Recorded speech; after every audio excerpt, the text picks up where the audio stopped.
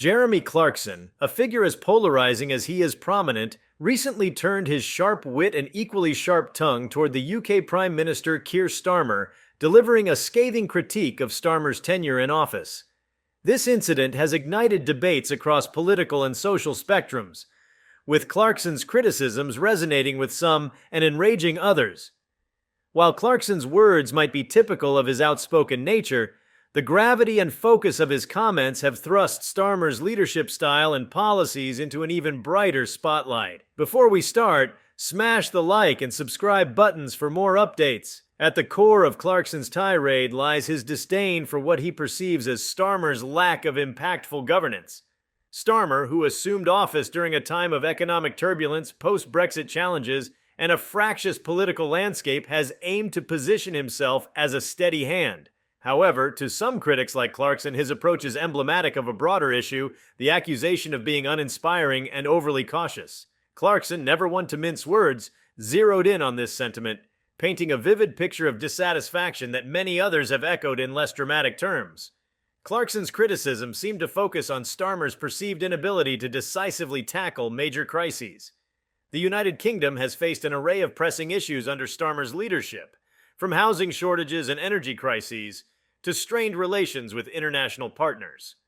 Clarkson's remarks highlighted a perception among some that the Prime Minister's responses to these challenges have been more about maintaining the status quo than driving transformative change. This narrative raises important questions about leadership in modern politics. Should leaders prioritize pragmatism and stability, or do they need to adopt bold, even risky solutions to address systemic issues? One of Clarkson's most biting observations touched on Starmer's public persona. As the leader of the opposition before becoming Prime Minister, Starmer was often praised for his measured demeanor, a stark contrast to the tumultuous style of his predecessor. However, Clarkson characterized this very trait as a liability, framing Starmer as someone who fails to inspire confidence or ignite enthusiasm. This critique taps into a broader critique often leveled at Starmer, that his reserved nature and methodical approach might be effective in boardrooms but fail to resonate in the streets. Economic policies under Starmer's administration have also been a lightning rod for criticism. Clarkson, reflecting widespread frustrations among segments of the population, lambasted the government's handling of the cost of living crisis. For many families struggling to make ends meet, the perceived sluggishness of the government in implementing meaningful solutions has been a source of anger. While the Prime Minister has announced various measures aimed at alleviating economic pressures, Clarkson's critique reflects the sentiment that these efforts either lack ambition or fail to address the root causes of economic inequality. Another focal point of Clarkson's diatribe was Starmer's approach to social and cultural issues. Starmer has sought to strike a balance between addressing progressive causes and appealing to a broader base, but Clarkson accused him of being overly beholden to what he described as woke agendas. This charge taps into a deeply divisive cultural debate in the UK, where politicians are often caught between satisfying their core supporters and avoiding alienating the more conservative parts of the electorate. Clarkson's comments illustrate the challenge for Starmer in navigating this complex terrain without alienating one side or the other. Foreign policy also came under fire, with Clarkson expressing dissatisfaction with how the Prime Minister has handled relations with key allies and trade partners. The post-Brexit era has left the UK in a precarious position on the global stage, requiring strategic diplomacy and bold trade negotiations.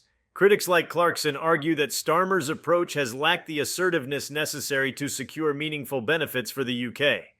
While Starmer has pursued a course of rebuilding strained relationships, Clarkson's remarks suggest that some see this as insufficient or even indicative of a lack of vision. Infrastructure and national development, areas often cited as opportunities for prime ministers to leave a lasting legacy, were not spared from Clarkson's critique. Starmer's government has pushed forward with plans for renewable energy projects and modernizing public transport, yet Clarkson dismissed these efforts as uninspired. This critique mirrors a common refrain from those who feel that the government has failed to think big enough or act decisively in addressing long-standing issues such as regional inequality and the need for technological innovation. Clarkson's comments were not solely an attack on policy and governance. They also targeted Starmer's communication strategy. In an age where public perception can be as critical as actual performance, Clarkson implied that Starmer has failed to connect with the public on an emotional level. While some leaders thrive by crafting a strong narrative that captures the collective imagination, Starmer's approach, as described by Clarkson, appears to lack this charisma. This perception of emotional detachment may explain why, despite stable approval ratings, Starmer has struggled to galvanize widespread enthusiasm for his vision. Critiques of this nature, especially from a figure as prominent as Clarkson, have implications that extend beyond Starmer's tenure. They fuel broader discussions about the effectiveness of centrist politics in addressing the challenges of the modern era.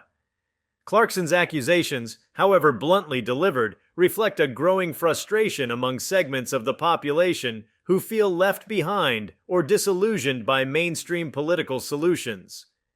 This frustration has been a recurring theme in recent years, often manifesting in the rise of populist movements and the rejection of traditional political norms. Clarkson's remarks also underscore the challenges of leading in an era where public scrutiny is amplified by media and social platforms.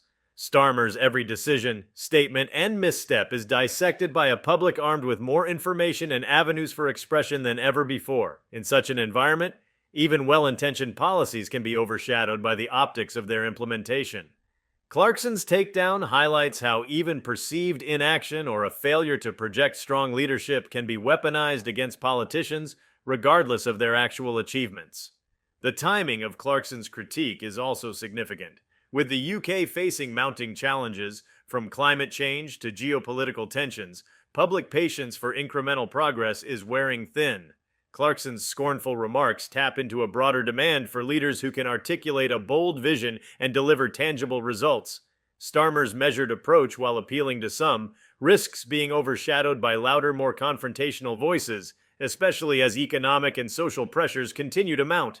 This episode has further polarized public opinion about both Clarkson and Starmer. While some view Clarkson's critique as a necessary wake-up call, others see it as an unfair and overly simplistic attack.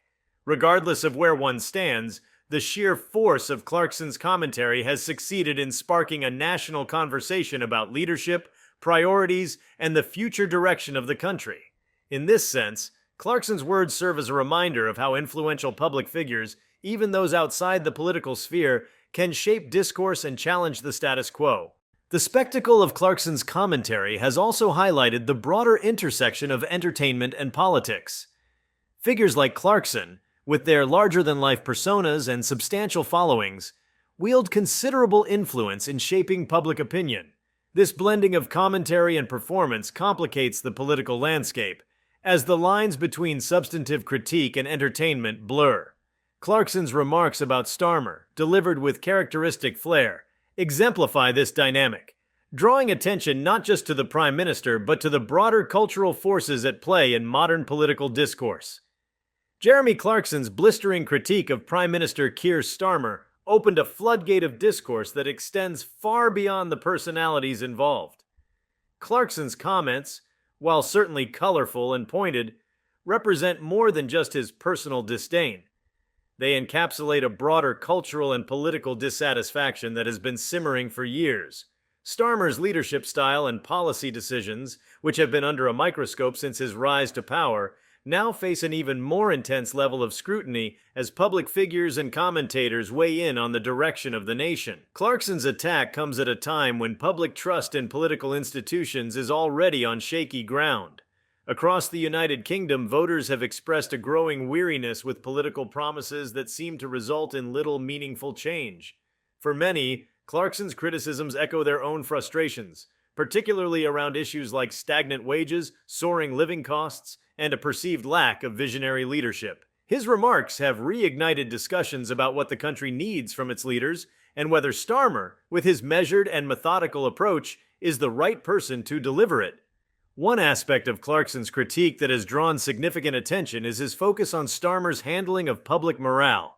The UK has endured a series of crises in recent years, from the economic fallout of Brexit and the COVID-19 pandemic to the energy price hikes and rising inflation.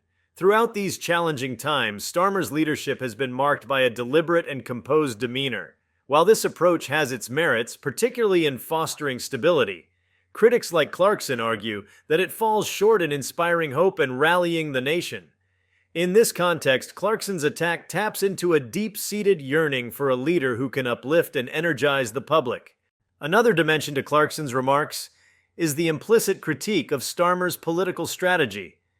Since becoming Prime Minister, Starmer has sought to balance competing priorities, appealing to a broad electorate while maintaining the support of his party's progressive wing. This tightrope walk has resulted in a cautious approach to policymaking, with an emphasis on incremental progress rather than sweeping reforms. However, this strategy has left some, including Clarkson, questioning whether Starmer has the boldness required to address the structural challenges facing the UK. Issues like wealth inequality, regional disparities, and climate change demand ambitious solutions, and for critics, Starmer's perceived lack of daring has become a central point of contention. Clarkson's critique also sheds light on the evolving role of political rhetoric in shaping public perception. Starmer's communication style, while professional and polished, has often been criticized as lacking the emotional resonance needed to connect with voters on a visceral level. Clarkson's remarks underscore the importance of narrative in politics. A leader's ability to tell a compelling story about the country's future can be as important as the policies they propose. For some, Starmer's pragmatic and analytical tone, while effective in debates, fails to inspire the kind of collective enthusiasm needed to galvanize public support. The cultural undercurrents of Clarkson's critique are also worth examining. In recent years, political discourse in the UK has become increasingly polarized, with debates over identity, values, and national direction taking center stage. Clarkson's comments reflect this broader cultural clash, framing Starmer as a figure who is out of touch with the everyday concerns of ordinary citizens.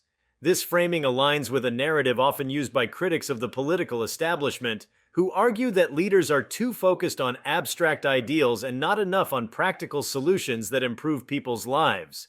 Economic issues, a key focus of Clarkson's tirade, remain a major source of public dissatisfaction under Starmer's government. From the ongoing housing crisis to the rising cost of energy and food, many citizens feel that their quality of life has deteriorated in recent years. Clarkson's remarks tap into this discontent, pointing to a perception that the government's efforts to address these challenges have been insufficient or poorly executed. For critics, the failure to deliver tangible improvements in living standards represents a missed opportunity for Starmer to solidify his leadership and build public trust. Foreign policy, another area targeted by Clarkson, continues to be a thorny issue for the Starmer administration. The UK's post-Brexit relationship with Europe remains fraught, and efforts to establish new trade partnerships have faced significant hurdles. Clarkson's critique reflects a broader sentiment that the government has struggled to assert the UK's position on the global stage. This perception has been exacerbated by the challenges of navigating a rapidly changing geopolitical landscape where issues like the rise of China, the war in Ukraine, and the global climate crisis demand decisive and strategic leadership. Clarkson's comments have also prompted a renewed focus on the role of the media in shaping public opinion about politics. As a high-profile television personality, Clarkson wields significant influence, and his critique of Starmer has undoubtedly amplified existing frustrations among certain segments of the population. This dynamic highlights the growing interplay between entertainment and politics, where figures outside the political sphere can exert considerable pressure on elected leaders. While some see this as a healthy form of accountability, others worry that it risks oversimplifying complex issues and reducing political discourse to sound bites and sensationalism. The public reaction to Clarkson's comments has been predictably divisive. Supporters of Starmer have dismissed the critique as a superficial and unfair attack, arguing that governing a nation in times of crisis requires a steady hand and careful deliberation. On the other hand, critics have embraced Clarkson's remarks as a reflection of their own disillusionment with the current administration. This polarization underscores the challenges faced by any political leader in today's hyper-connected world, where every decision is subjected to intense scrutiny and debate. If you like this video, please give it a like and subscribe to our channel.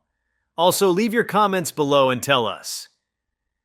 What are your thoughts on Jeremy Clarkson's critique of Keir Starmer's time in office? We want to hear from you. Thank you for watching, and see you next time.